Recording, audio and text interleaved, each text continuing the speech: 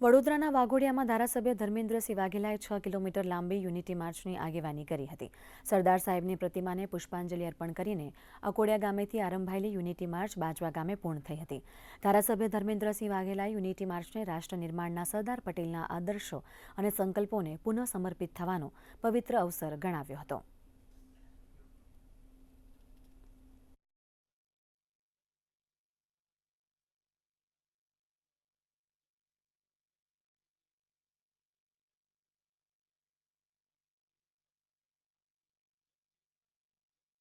સર્વ સમાજને સાથે લઈને આ પદયાત્રાને લઈ અને સૌ સમાજ એકત્રિત થાય, સૌનો સારી રીતે વિકાસ થાય અને આત્મનિર્ભર ભારત બને એનું આ માર્ચની અંદર આયોજન કરવામાં આવ્યું છે।